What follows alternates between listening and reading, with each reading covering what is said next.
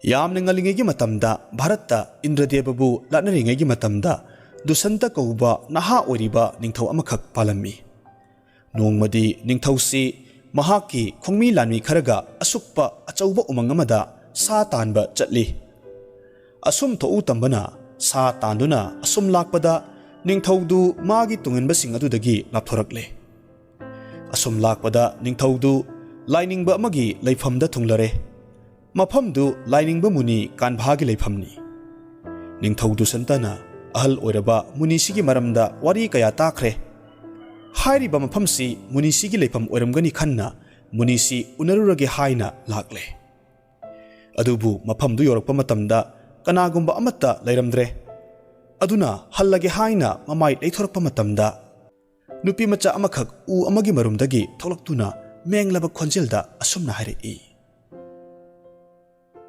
"ꯑꯃꯨꯛꯇ ꯉꯥꯏꯕꯤꯈꯣꯕ."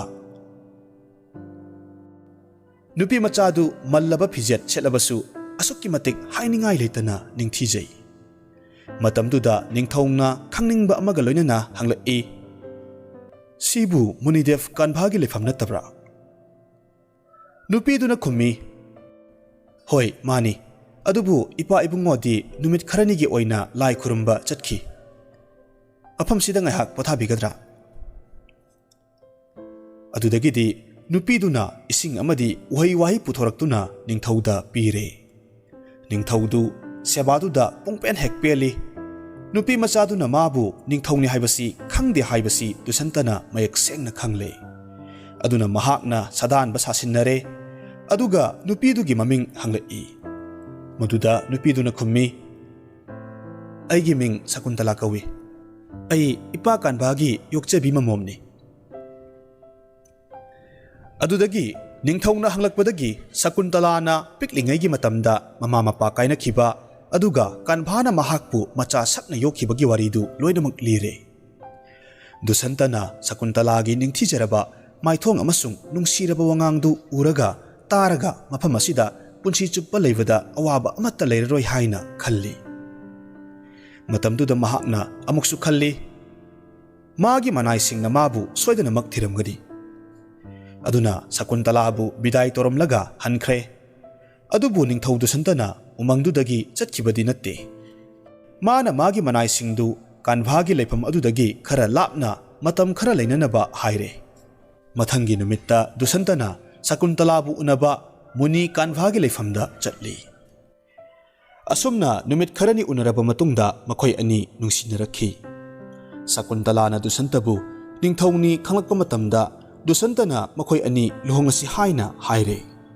ꯃꯇꯝꯗꯨꯗ ꯁꯀꯨꯟꯇꯂꯥꯅ ꯌꯥꯝꯅ ꯍꯥꯊꯨꯒꯨꯝꯁꯤ ꯍꯥꯏꯅ ꯍꯥꯏꯖꯩ꯫ ꯑꯗꯨꯕꯨ ꯅꯤꯡꯊꯧꯗꯨꯅ ꯁꯀꯨꯟꯇꯂꯥꯕꯨ ꯑꯀꯤꯕ ꯆꯤꯡꯅꯕ ꯂꯣꯏꯅꯃꯛ ꯀꯣꯛꯍꯟꯗꯨꯅ ꯂꯨꯍꯣꯡꯅꯕ ꯇꯛꯁꯤꯜꯂꯤ꯫ ꯑꯗꯨꯕꯨ ꯃꯐꯝ ꯑꯗꯨꯗ ꯂꯨꯍꯣꯡꯕꯒꯤ ꯊꯧꯔꯝꯗꯨ ꯄꯥꯡꯊꯣꯛꯅꯕꯒꯤꯗꯃꯛꯇ ꯃꯥꯏꯕ ꯃꯥꯏꯕꯤ ꯀꯅꯥꯃꯠꯇ ꯂꯩꯔꯝꯗꯦ꯫ ꯑꯗꯨꯒꯤꯁꯨ ꯃꯊꯛꯇ ꯅꯤꯡꯊꯧ ꯑꯃꯁꯨꯡ ꯑꯀꯟ ꯑꯊꯧꯁꯤꯡꯒꯤ ꯑꯣꯏꯅꯗꯤ ꯂꯩ ꯄꯔꯦꯡ ꯑꯃ ꯍꯨꯛꯅꯗꯨꯅ ꯂꯨꯍꯣꯡꯕꯁꯤ ꯆꯠꯅꯗꯦ꯫ ꯃꯔꯝ ꯑꯗꯨꯅ ꯅꯤꯡꯊꯧꯅ ꯋꯥꯁꯛꯇꯨꯅ ꯍꯥꯏꯔꯛꯏ, "ꯁꯀꯨꯟꯇꯂꯥ, ꯑꯩꯒ ꯂꯣꯏꯅꯅ ꯀꯣꯅꯨꯡꯗ ꯆꯠꯂꯁꯤ꯫ ꯑꯩꯒꯤ ꯄ꯭ꯔꯖꯥꯁꯤꯡꯗ ꯅꯪꯕꯨ ꯑꯩꯒꯤ ꯔꯥꯅꯤꯅꯤ ꯍꯥꯏꯅ ꯇꯥꯛꯀꯅꯤ." ꯁꯀꯨꯟꯇꯂꯥꯅ ꯈꯨꯝꯃꯤ, "ꯅꯠꯇꯦ ꯃꯍꯥꯔꯥꯖ, ꯏꯄꯥ ꯏꯕꯨꯡꯉꯣ ꯀꯥꯟꯚꯥꯗ ꯂꯨꯍꯣꯡꯕꯒꯤ ꯋꯥ ꯍꯥꯏꯔꯝꯗꯅ ꯃꯐꯝꯁꯤ ꯊꯥꯗꯣꯛꯂꯒ ꯆꯠꯄ ꯑꯩ ꯄꯥꯝꯗꯦ꯫ ꯑꯩ ꯏꯄꯥꯕꯨ ꯂꯥꯛꯄ ꯉꯥꯏꯈꯤꯒꯦ꯫ ꯅꯍꯥꯛꯁꯨ ꯀꯣꯅꯨꯡꯗ ꯍꯜꯂꯣ, ꯑꯗꯨꯒ ꯀꯣꯟꯅ ꯑꯃꯨꯛ ꯂꯥꯛꯄꯤꯌꯨ꯫ ꯃꯇꯝꯗꯨꯗ ꯑꯩ ꯅꯍꯥꯛꯀꯤ ꯃꯇꯨꯡ ꯏꯟꯖꯔꯒꯦ."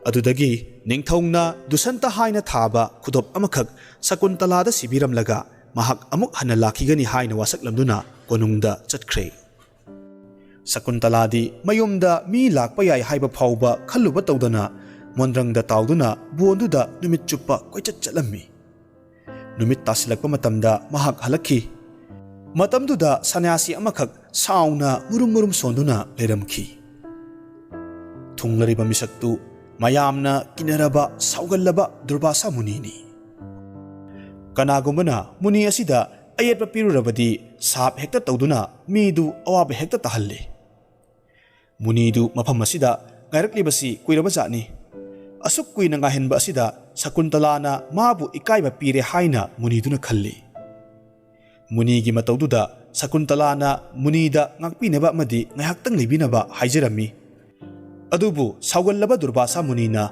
Shakuntalabu inthoklamlaga machinda sap ama toramduna chatkre. Shakuntala mathau kauthoklubadagi sap adu phangbani khalubada adukki matik nungairamde. Bharatadi yumda kanagomba ama thunglaba matamda midu seba tawduna chalhankiba haibasi achauba pap amani haina khanarami.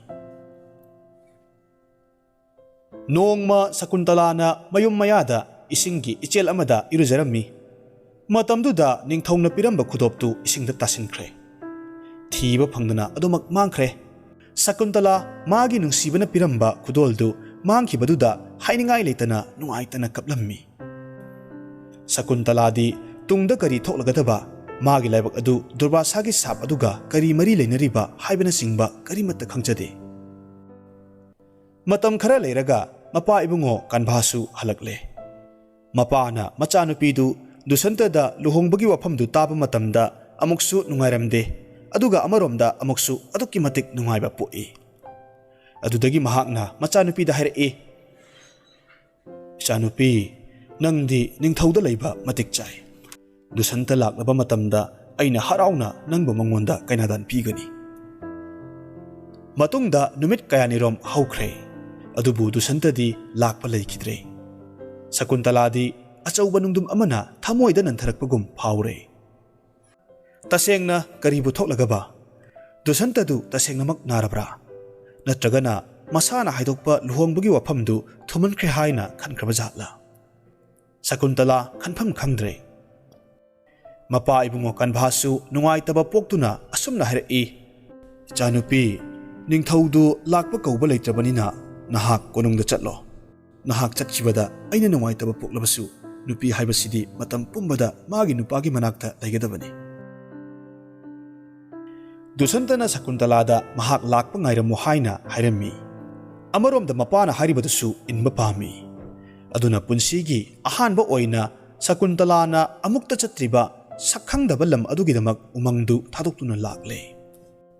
Numit kayanirom chatlaba matungda konung yorokle. Konungdu yoraba matungda konungda changnabagi ayaba laure. Aduga changlakle. Manungda hek changlakpaga ningthaugi makhongda turaduna hairei. Maharaj nanai tolabibu saubiganu. Nahak laklaga aibu lauragani hairambadu lakmandrabada nanai aihak nahaki khungul lijarakpani. Ningthauna ngakna khummi. Aina laklaga nangbu lauragani hairamba. Karino nangna hairibadubo. Shakuntala masadu akiba amasung nungaitabana pik thalli. Aduga makha tarai. Maharaj aibu laknaribra. Umangda luhongnabagi wasakibadu kahwirabra. Aibu nungaina thambigani haikibadu kahwirabra. Aibu lamlanbi amagom ubiriba karigino. Aibu nahaki nupi oina lawsinbiyo. Ningthauna ngakna khummi. Aigi nupi karino haribadubo. Aidi nangbu hana amukdasu ukidri.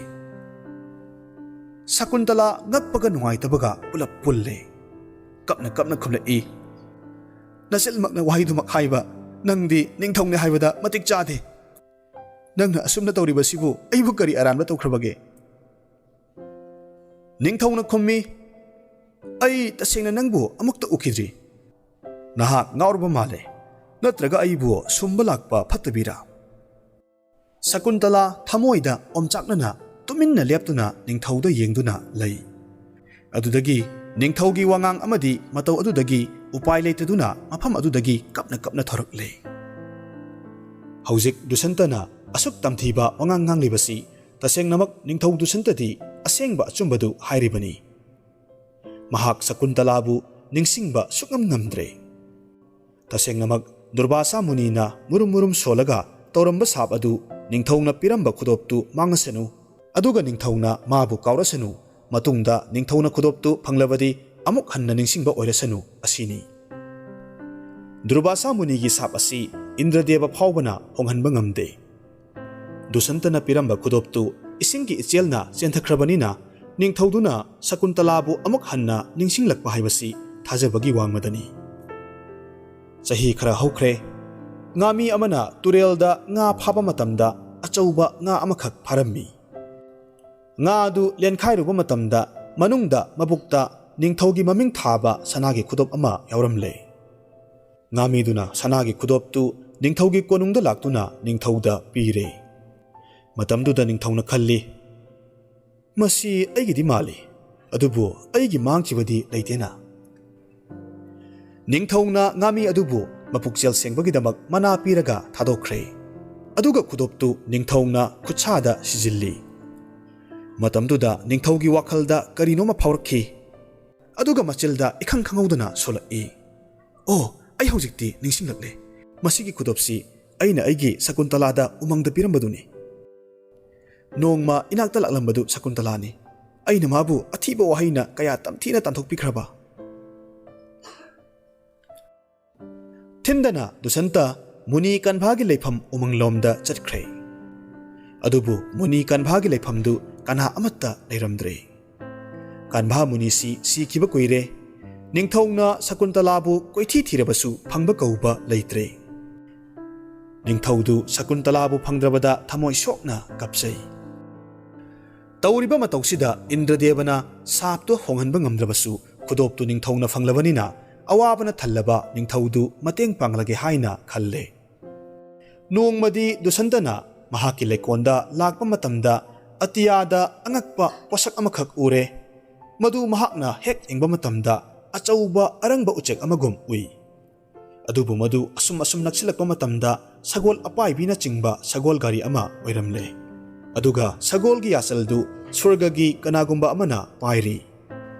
Sagol gari du ningthaudu santagi manakta asum naksilakle.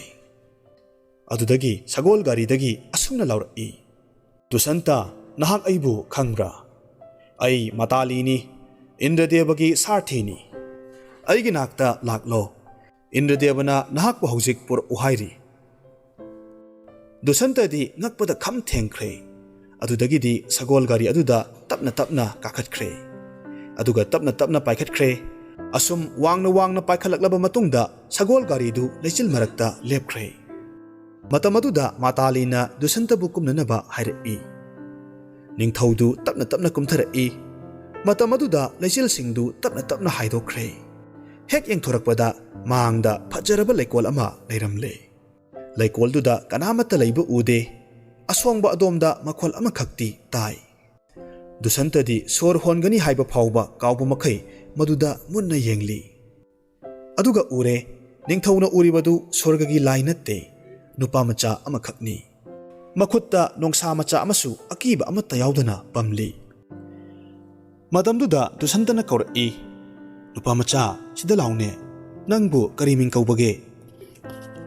Nupa macha duna khumi ai khangde.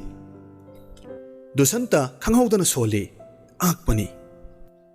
Aduga dusantana nupa macha adugi makhutta lamge tawba matamda nupa macha aduna hairai. Solakano kanamatana ingonda solakano. Adudagi angangduna mamabu kaurai. Ima lao. Matamduda yamna ingna nupigi khonjel amana khumlai. Lae. Nupidu ubada ningthaudu santa masadu nikkiba khanghaude. Khongthang amani maningda halli. Nupidu atai kana natte Shakuntalani. Awabana thallabini adubu saktamdi hanadagi hena phajaboi ningi. Matamduda dusantana Shakuntalagi makhongda turaduna kapladuna hairai. Shakuntala aigi inaktagi chatkraganu ai nangonda haijariba asini.